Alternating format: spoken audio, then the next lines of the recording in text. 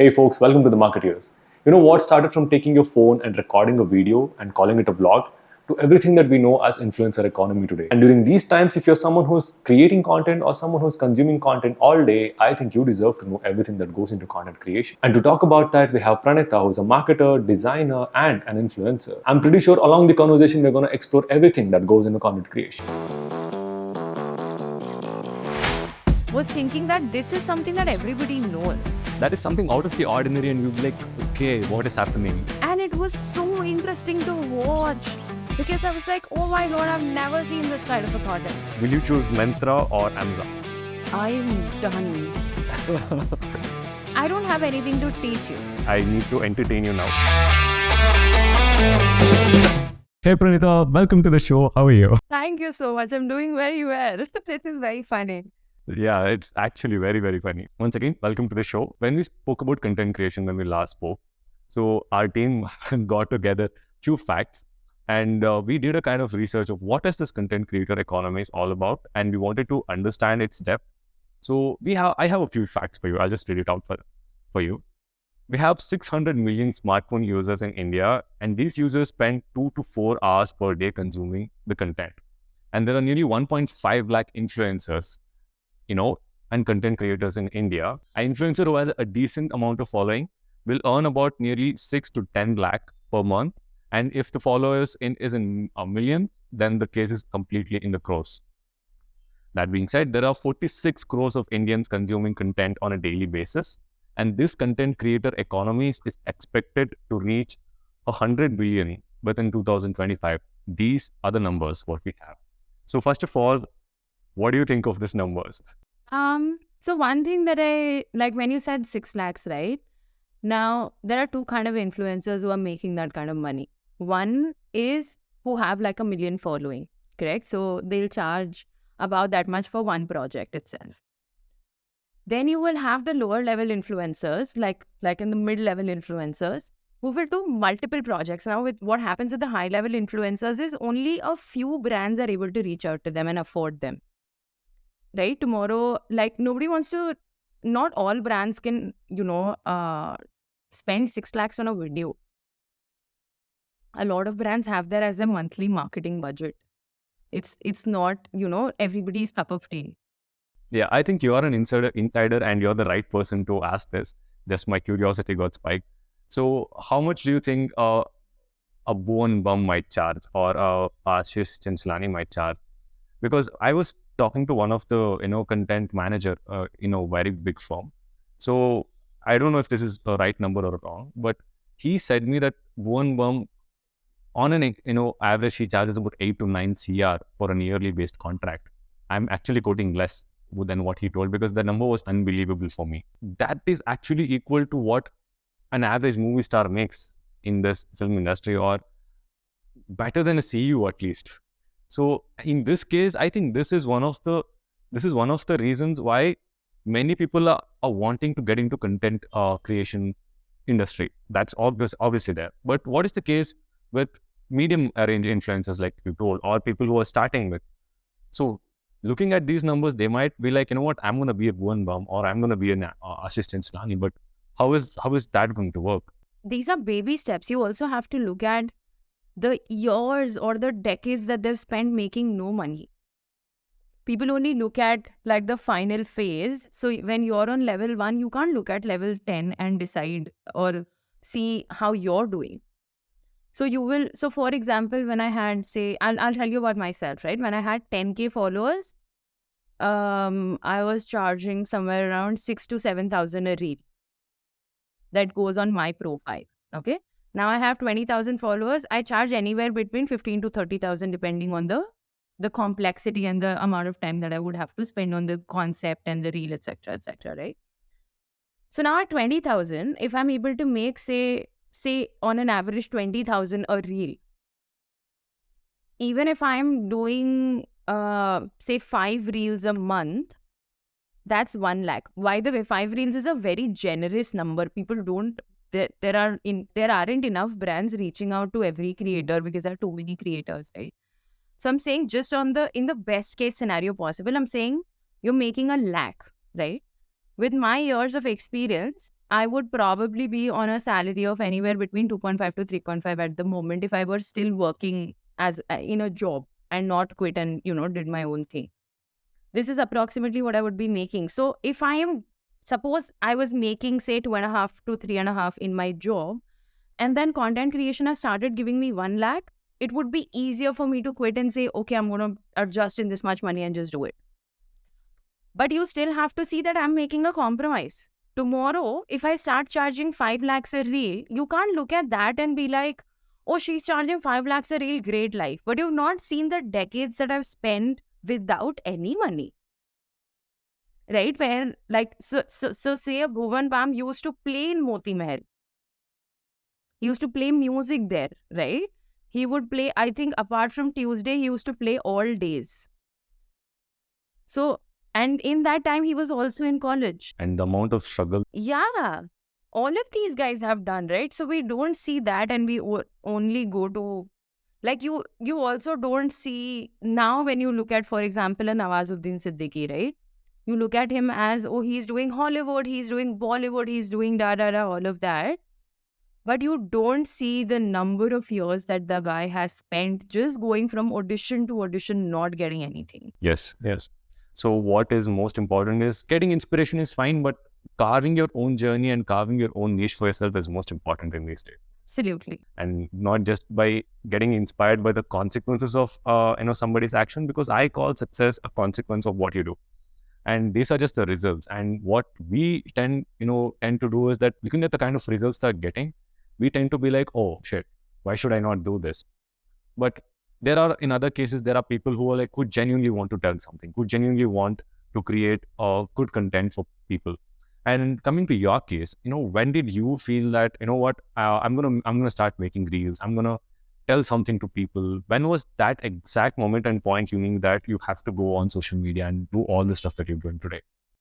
So it started out in phases. I started creating advertising content when I was working in an agency, when my ideas weren't going forward and I was just frustrated, and I was like, I need a place to just do a brain dump, right? Once that happened, after that, I realized that the knowledge that I was taking for granted, because I come from agency experience, I was thinking that this is something that everybody knows. This is nothing special that I know that I can tell people. But when I started hiring for my company, when I used to tell these guys, their minds would blow. And they would be like, okay, what have you told me today? And I'm like, okay, how many other such people are there? So I started figuring that out. Once I did that, I was like, oh my God, I cannot take anything I know for granted.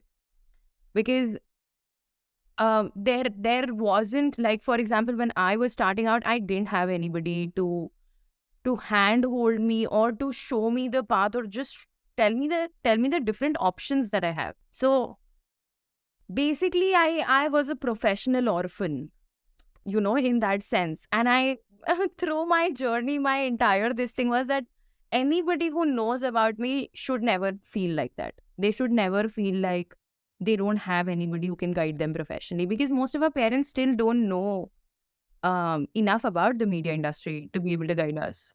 Now you have built a 20,000 family for yourself, and congratulations on that. Thank you so much. How did you feel when the results started to show?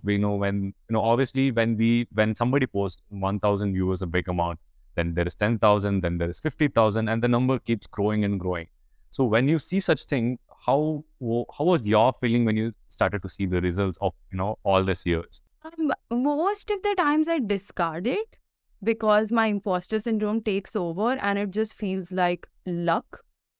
But sometimes I consciously now do this, where, like, from the past 6 to 8 months, I'm consciously doing this, where I Google how many people, like, show me 20,000 people sitting in a room or show me 20,000 people sitting in a stadium, which makes me feel like, oh my God, if all these people were sitting right in front of me, I would go crazy right now, which is just like a way of motivating myself, where I'm like, okay, Pranita, this is a big deal. You've worked very hard. So one thing that, creators are doing constantly is that they keep showing it as this is very easy. Because we are only showing one side of our lives, right? You're not seeing me when I am crying, sitting, sitting in front of my TV, eating an entire tub of ice cream. You're not seeing that mad woman.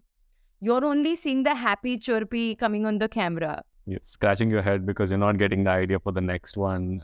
There is a lot of things goes on behind. Yeah. And you never show all of that. So it looks easy. It looks like, she has a great life. She's getting paid for doing what she likes. What else does she want? But they have not seen the number of times, I have, say, for example, cried before I wanted to quit my job. The kind of things that I've gone through to realize that I'm unhappy with where I am. So because we make it feel easy, it feels like anybody can do it. She just has the time. I don't have the time right now. Otherwise, if I had the time, I would beat her any day. It looks like that very easily, but I feel like this is something that even you are telling yourself. It's not just that people are thinking this, you're also telling this yourself. So it's good to sometimes just sit back and look at everything that you've done. That's actually one way of reflecting on everything that is there. And right now, when people are creating many things and few people are complaining, it's like, yaar, मैं video तो अच्छा बना रहा हूँ. I'm doing a very good video. I'm doing everything that is there. I'm putting all the efforts, but algorithm is not liking me for some reason, and something is blocking me in the platform. And there are these number of reasons that we hear, but in fact, is what actually matters is the consistency, what you keep up with. I'm pretty sure that nobody will get 10K or even 1K. In that case, there has to be a proper consistency. But what these people have to say, or many people in that case, is like, yeah, algorithm doesn't like me, dude. So is that the case? Not at all. One thing is, there is nothing as shadow ban. There is no such thing. The shadow banning does not exist on Instagram. Think of it like this, right? There is a platform where if you create more content, you will tell your friends and family. Those friends and family who might not have been on Instagram will now be on Instagram. Isn't Instagram's entire business having a lot of people on their platform? What do they get from shadow banning you? Why would they do it? There is no reason. What happens is, we don't want to take ownership that I failed. So it's almost like, for example, like if a marketing campaign didn't work, you would be like, on that weekend that movie was releasing. That's why my campaign didn't work. No, you did wrong targeting. Your ads were bad. You did not apply enough brains. You did not have the correct insights. That's why it's failed. So again, at this point, I'm not saying that Instagram is not random. A lot of times it's very, very random. But the thing is, as a creator, what you have to try to do is build your own network. Today, I know that there are people on my Instagram. If I die today, I can name 20 people that will come to my funeral from wherever they are in the country. So, and that's only because of the value that I provide to them, how nice I am to them in their DMs. Whenever they try to talk to me, it's never like, oh, you don't talk to me. I don't have time for this. I'm never like that, right? So it's all about them thinking of it as, oh, she gives me value. She's adding something to my life. Hence, I want to interact with her. So that's your goal. Once you create that 20, right, it will grow to 100 in no time without you even knowing these 100 people. You kind of nurture it with everything that you have. And also, when we speak of content creation, I definitely always tell everybody that we have to respect the consistency. There is, a value add, and there is authenticity involved, and the kind of discipline that is involved in even in such a creative job like content creation. And do you think it's really important that we have a set of system and discipline even for such creative and fun job like this? Absolutely. At the end of the day, it's a job. So when you're looking at it as somebody who works in a traditional 9 to 5, you look at it as, oh, content creation is easy. Content creation is fun. You don't have to do anything. For a content creator, it's like any other job. They have to think of their audience. They have to think of the results. They have to take care of the outcomes. So the consistency that's there is very, very important because people are expecting. So today, if now the pattern that I have set is that on my channel, if a video or if any piece of content does not come at 10:30 in the morning, it will come at 6:30 in the evening. You have schedules for that, right? Yeah. I only post on these two timings. Yes. And every day. So in a way, you sort of have a system for yourself. Yeah. And you have to create that for yourself. You can start with once a week also. But people should know that on Tuesday at 4 p.m. Dikshit puts out a video. Yes, that's actually a good thing. I think even Prajakta Kohli does this. Yeah. I consume a lot of content, and I will watch all forms of interesting videos out there, reels out there, and everything that is there. And now I'm like, I want to create a content, a video or something in that case. But when I sit in front of my laptop, or when I want to actually write a script for myself, there is this blank page, and as you call it, the blank page syndrome hits us. So how does one overcome this and sort of write a good script for themselves? Because essentially, for a video to be good, a good script is the most important factor. So divide it into days, okay? So today, if you're not feeling it, just do referencing. Look at what other people are doing in all niches. Forget about your niche. Do it if you are if you're a musician, see what a dancer is doing, see what a makeup artist is doing, see what a baker is doing. You might get a format from there which might just be very interesting to you, right? Just save all of those references. Write down to script tomorrow. So tomorrow when you're actually sitting with a paper, it's never a blank page.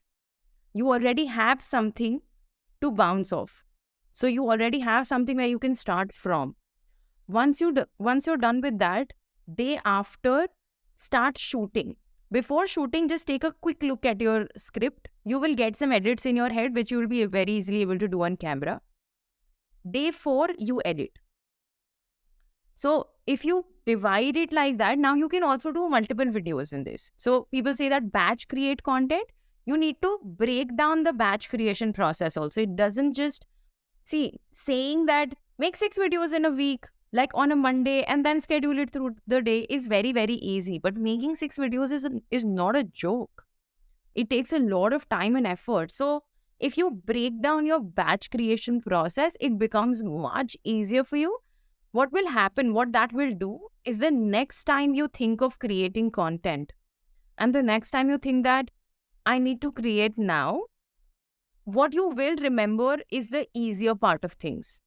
What you will remember is it was very easy to script it. It was very easy to shoot it. But if you do everything in one day, the next time you want to do it, it will feel exhausting and you wouldn't want to do it. Yes. So when you sort of, develop this content and you sort of build your page, right? And then the question is, how do I capitalize on this? How do I make money from this? How do I start making a living? So in a way, capitalizing your skill or your art form is something of a big challenge in these days. So how does what kind of perception that one has to develop for this problem? So first is you have to be very authentic with your audience. If they believe in you, you're golden. If they think that if Dikshit is saying this, he might just be right. You always have that one friend in the group now where if, for example, for different things now, like for relationship, there'll be one person. For tech, there'll be one person. So if I want to buy a laptop, I'll call this tech person and I'll be like, bro, which laptop should I buy? And whatever laptop they recommend, I'll go for it. Because I believe in them. I know that he has no reason to lie to me or give me wrong advice. That's the kind of relationship that you want to build with your followers. Once you have that, you can start teaching them what you're doing, how you do things, right? You can sell courses. You can sell live webinars. Like I have live webinars that I do with people. 50 people, 30 people, 20 people. Every time the turn up is 100%. Whatever, I've gone till 50 people right now. So how do you sort of, capitalize on that grounds? When I recently saw your reel and where you speak about, why so many aspiring content creators are not creating content, and it was almost heartbreaking for you to know the reasons. Do you think there are emotional barriers? Do you think there are insecurities, or what do you think that first one has to overcome? One question, and then how do they actually solve these practical problems?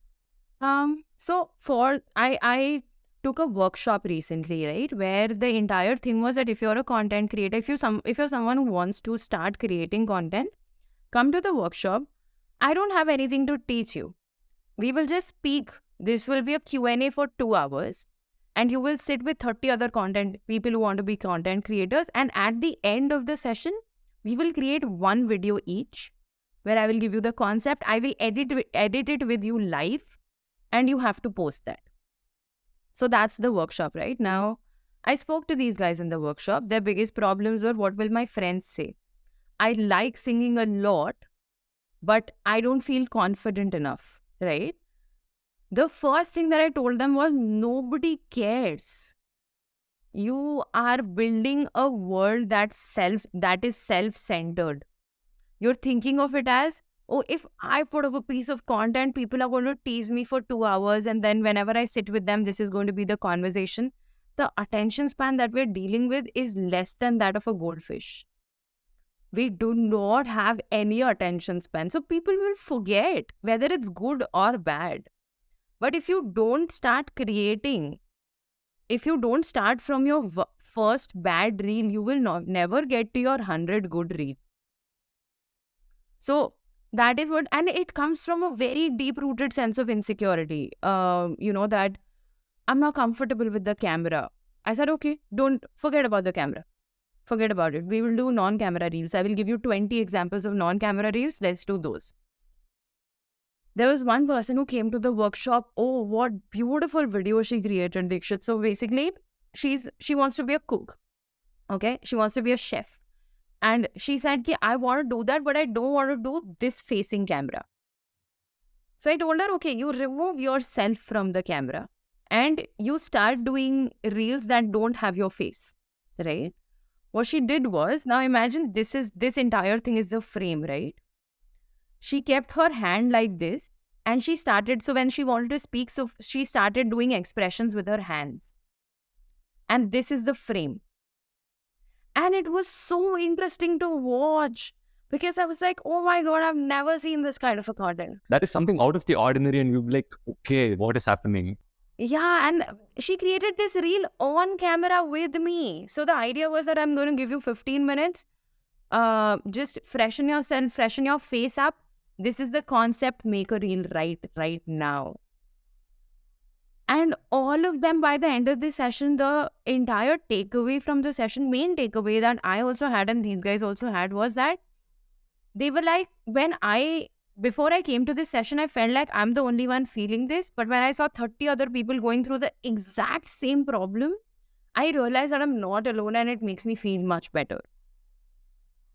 5 of them, right after that workshop, started creating content. They've gotten gigs of content creation because I run an agency, so I keep getting those offers. So I was like, I don't have the time or you don't have the budget, give it to these guys. They have become content creators for brands when they didn't want to start. See, that's the power when you overcome something, as an obstacle for yourself. So many of the times I feel that we are the biggest obstacles for ourselves and we have to overcome that. And only by doing that, I think the rest of the world will accept. First, please be ready to accept yourself and your flaws. Yeah, and you'll become comfortable sooner than you think. I never thought I'd be doing reels, on camera, telling anything or, doing any of that. But it is very liberating when you think that this is also something I can do. Yes. So once you overcome these, stages of, emotional insecurities and personal obstacles, then there is obviously the practical stuff that you have to deal with. And one of that being, how does one completely leave their 9 to 5 job and completely jump to content creation? And there is this obviously the journey and the phase and everything. And I think you have done it for yourself and you completely started on your own. And how does one should look at this process and where should they start from, completely they've stopped this and they're completely into content creation? So see, now I'm not a full-time content creator, right? I have my own advertising agency. So I run a branding and communication agency where the main bucks come from. This right now, if you speak to me, I'm also in the journey. Yeah, if I have to rephrase it, basically when Yeah, when you have to completely start on a new venture like this, where you're your own boss and where you have to make the decision, and that having said, any repercussions that you're going to have or any consequences that you're going to face, you're 100% liable. Whether you're starting a venture, whether you're doing anything on your own, even if it's in content creation or you form a complete agency on that case. So on this journey, what are the few things that one has to completely stick to, whether it's discipline, consistency, or whether it's having a system for you and your business? How does this journey and the process start from? Where does this thing? So it first needs to start with a very strong sense of responsibility, because earlier I could, like, before I started the business, I could just be like, and today I'm not feeling like going to work. Let it be, one day salary I'll lose, I'm fine with it. Right? I can just be like, I don't feel like showing up today, I'm not going to show up today. Now I realize that I have people in my team whose bread and butter depend on my showing up. If I don't show up for a meeting, I know that it might become difficult for me to pay their salaries. That sense of responsibility has to be very, very strong. Like, that is something that you just cannot do without. So, and that will have to be complemented with work ethics. If you want a break, then you have to manage it. You have to figure how you will take that break without affecting the 15 other people who work with you. In content creation, a lot of creators work on their own. So they don't have full-time teams. Like, even the biggest of creators don't have full-time teams. They hire freelancers, say, this is a project, you do this project with me, and we are done. Right? The sense of responsibility that has to be there has to be one towards your audience. If your audience feels like you're taking them for granted, you'll lose them in no time. And every person lost counts in the long run. Right? So it takes that every person, one person every day, for you to go from 20,000 followers to no followers at all. Right? So it will take no time. So that sense of responsibility has to be there towards your followers and towards the kind of value that you're providing. In a way, to completely shift from their job to something like this venture, what do they do? Do they have to have something prepared in advance, or what is the kind of necessary preparation that one has to do? My decision is simple. If you like, my advice to this is always playing it safe, because I'm also, when I'm saying this, on a platform that is a broadcast platform, and that's not a one-on-one. Like, I'm not giving this advice to you, Deekshit, right? I'm saying this for everyone. I always also want to recognize that not everybody comes from the same level of privilege that, say, you and I do. So my advice to them has always been that if you're able to make at least 80% of your salary as content creation, that's when you quit your job. So that you don't end up, because if you're not able to do that, suppose you quit your job, then you started content creation. 3 months you're not able to do that, you go back to a job, you will never be able to come back to content creation. You will not be able to convince yourself. I'm not talking about entry barriers or anything.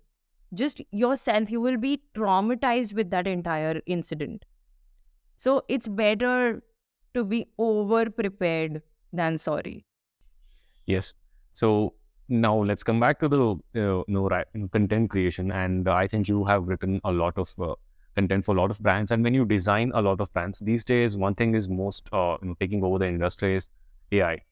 But when you speak of content creation and writing in general, I feel content itself comes from a sense of authenticity and observation from the society, and it has to be extremely relatable, and it should touch a individual. That is the only good piece of content that will go out there.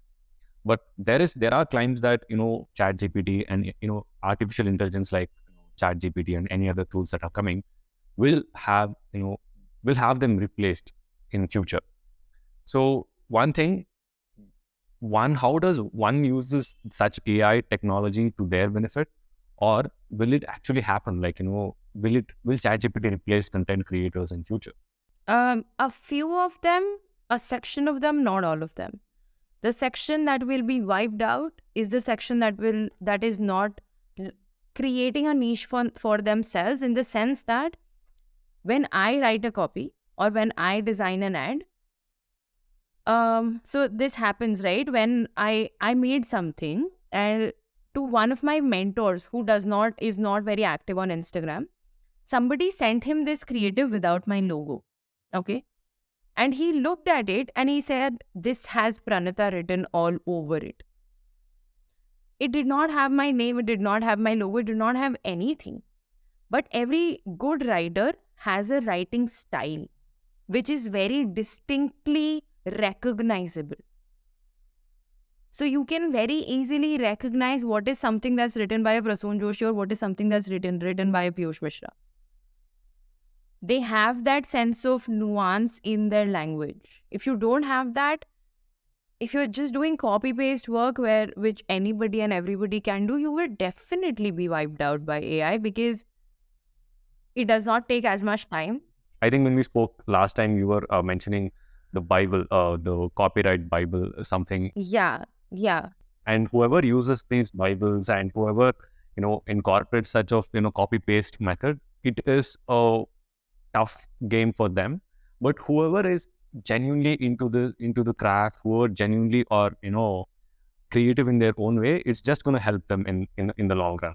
Yeah, I mean, if you are 5 years into content creation, if you've been creating content or writing as a copywriter, as a content writer for 5 years, make ChatGPT do your menial work, the research work that you do. Make it do it. Save your time. If you're just starting out, stay away from it. Don't use it at all. Because in my starting years, I remember that for at least, I'm saying for the first 5 years, it used to happen that when I'm researching something, I come across information that I would have had no idea about if I were not researching about this topic. So, for example, I have no interest in cars, right? In my agency job, I used to write for Saatchi. I used to write for Renault, and at the same time, I had a car parts company called Veroc, which supplies car parts to all your Mercedes, BMWs, and Audis of the world. So at that point, I still had no interest in cars. But at that point, the kind of information that I got from there, and the kind of things that I got to know, through which I got even more ideas, I would have never gotten if somebody just served me that information on a plate. This is like, when actually this is true, because when there is so much pieces of content on media and everything, even if we had taken 10 years to learn something, and if we just see a person put it out there in just 1 minute video, we tend to ignore it and we'll be like, it's just another reel. But we don't know what the effort has been put into that reel.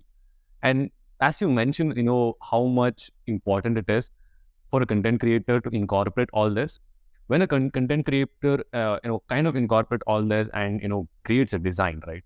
And can you tell me what is the role of a good design in terms of branding? Because recently in your video, I think you spoke about Nokia's new branding and how cleverly it was done and how cleverly the fonts go with all the other designs.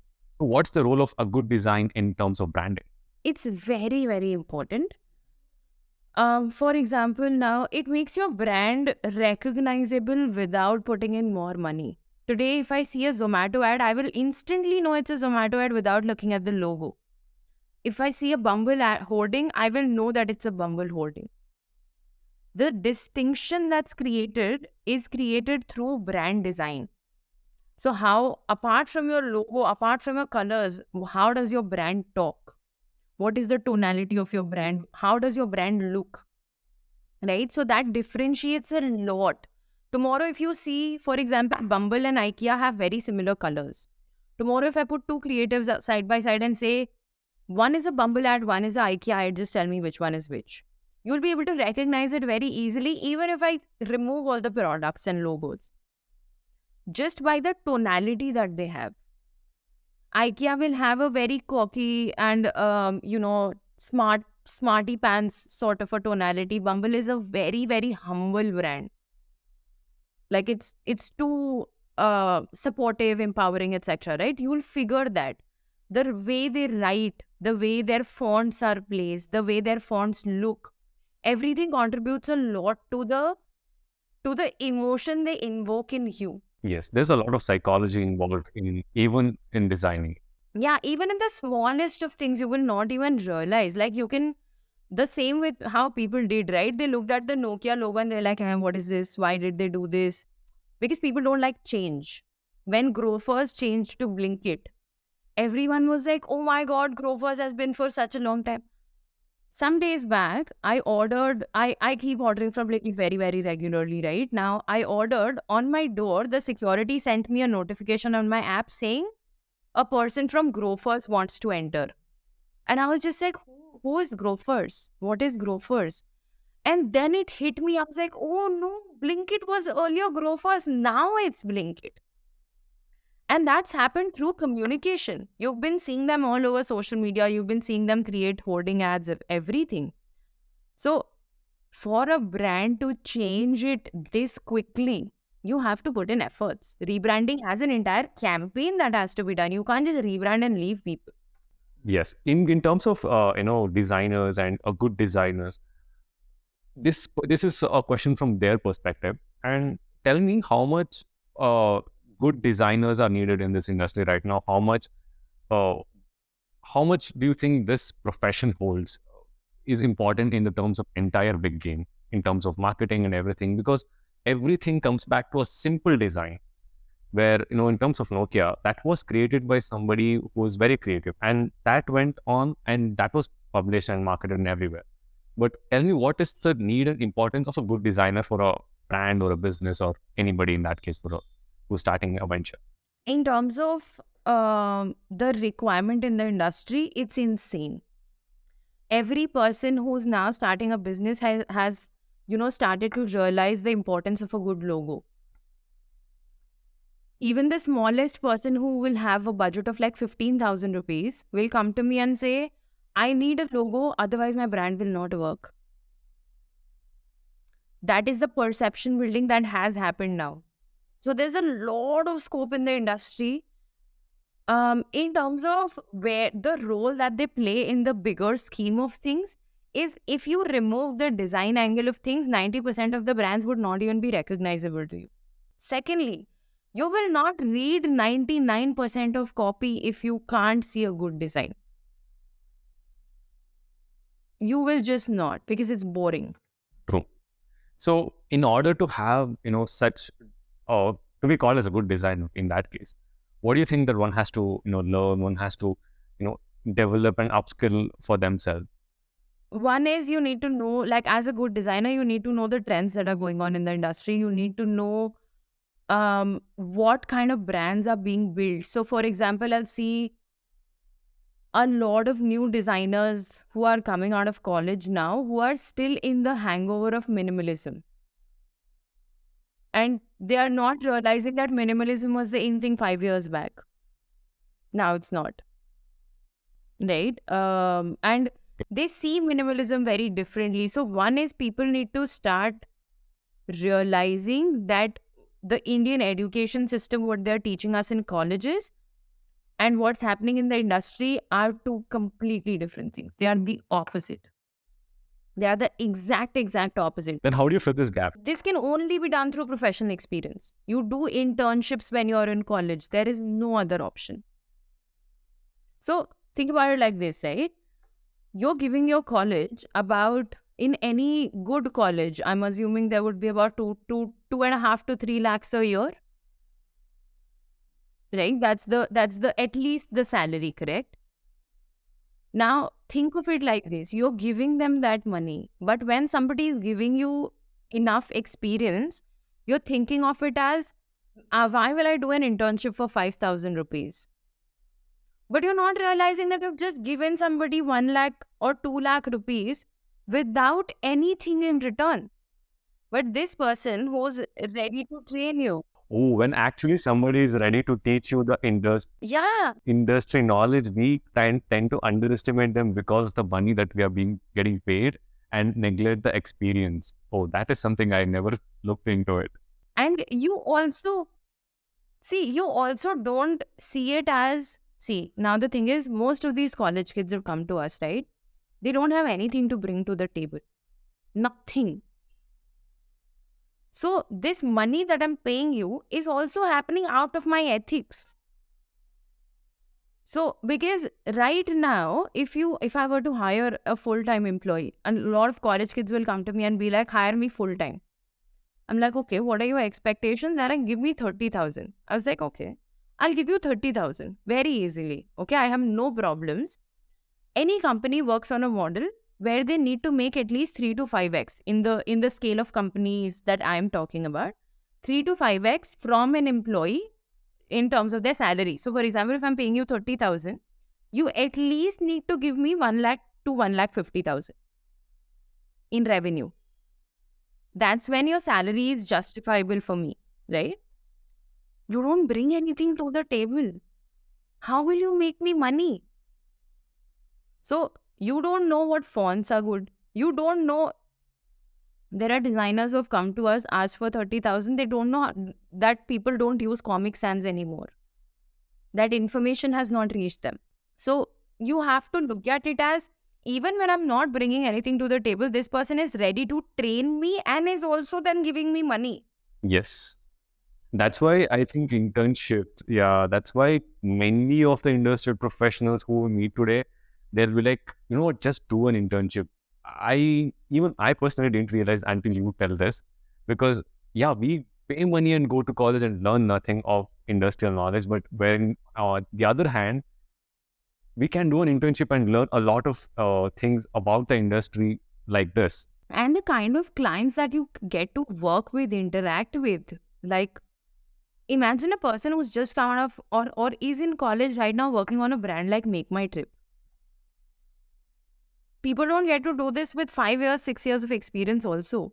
And you're troubling me about increase my stipend to this and that. And I'm also of the opinion where I have done this in my company, where somebody joined us at the stipend of 8,000.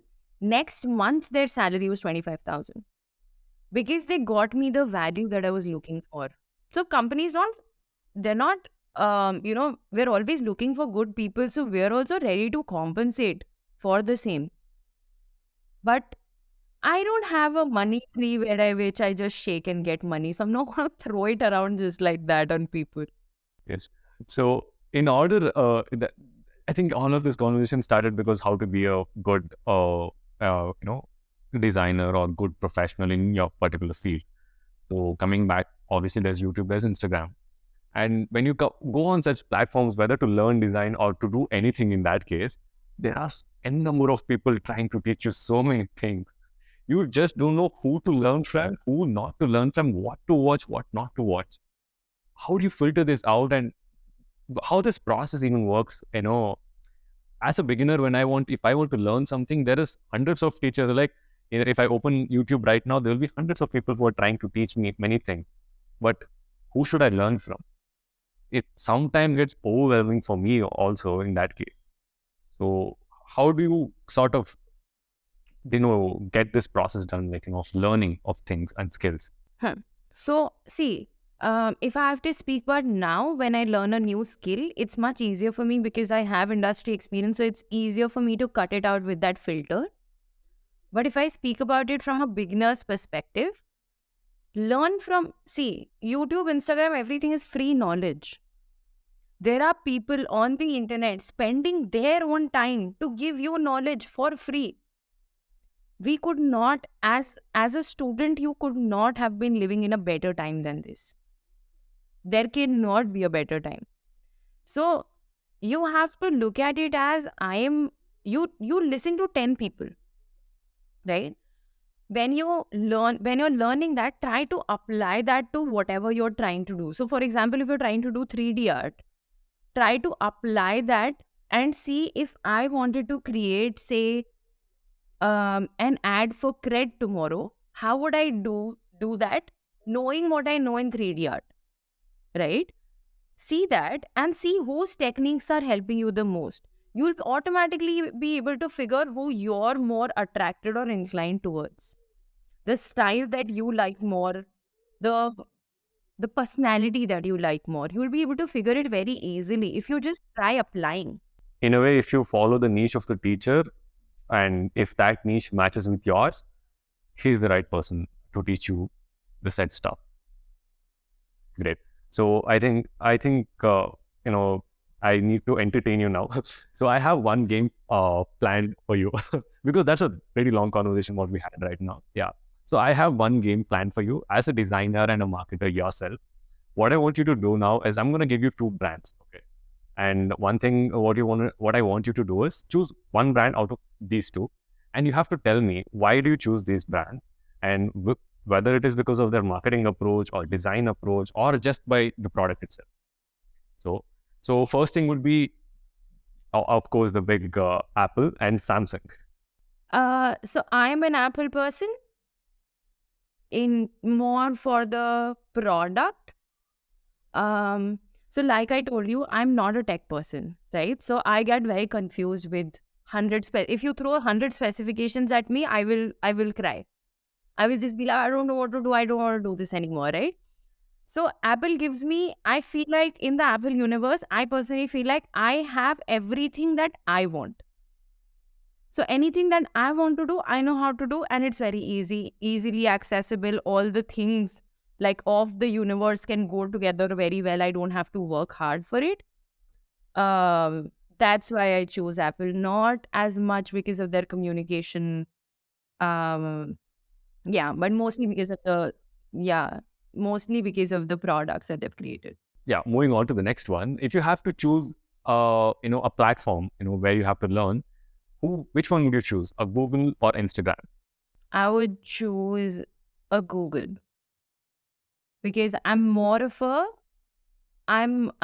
into thorough research myself. So Google gives me the platform to do that, whereas Instagram will give me curated information. Yeah, actually. So if you have to choose between Mama Earth and Minimalist, I think these two are much in the light brands. So if you have to choose between Mama Earth and Minimalist, which one would be your choice based on their brand, product, and their positioning in the market? Minimalist for sure, any day. One, because, okay, this is going to sound very stupid when I, as an advertiser, say it. I am annoyed with Mama Earth advertising now. I am done. Like any influencer I hear saying Mama Earth, I cringe so hard because their influencer marketing strategy has been catch hold of everybody, whether relevant or irrelevant, and make them speak about our product inorganically. Do you think overdoing of the advertisement is also cringe sometimes? Yeah, it is. After a point, kya chal raha hai, fog chal raha hai became so annoying. Because it was like, okay, stop. Enough. Like how much can I listen to this? And even in terms of the positioning, branding, Minimalist is a much better brand. I'm not talking about the products at all. Just in terms of the information that it's giving me, I feel if minimalist products, are kept on my shelf and somebody enters my house, I would not feel like showing, I would not feel like hiding it. With Mamaearth, I might just do that. Why is that? Just because of the perception that I have in the brand, like in my head, for their branding, for their communication, I'm just like, you're too much of my mom's kind of a brand. You're not my kind of a brand. Yes.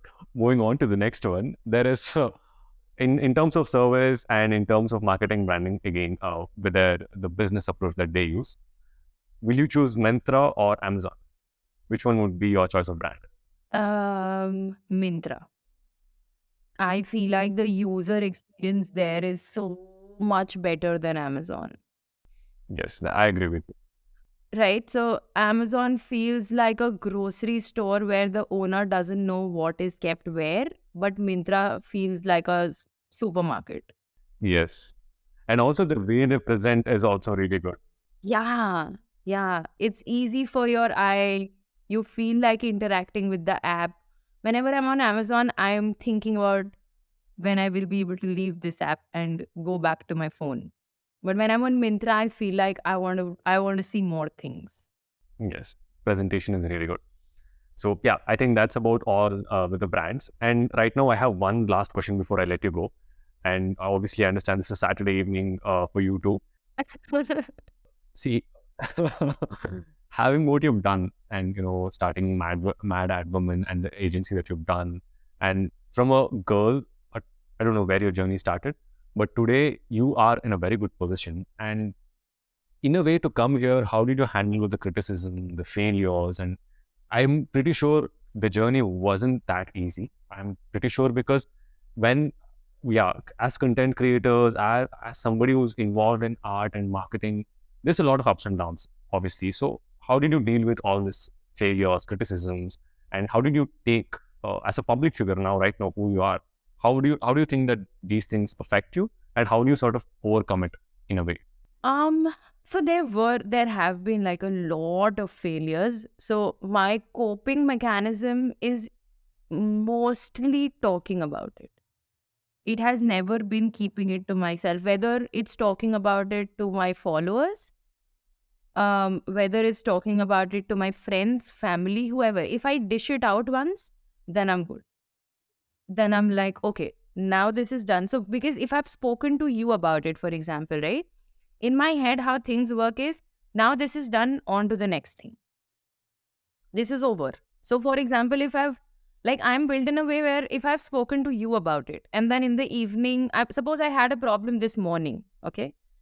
And I spoke to you about it, and I told you everything about how I'm feeling about it, how this is affecting me, what I'm thinking, what's going on in my head.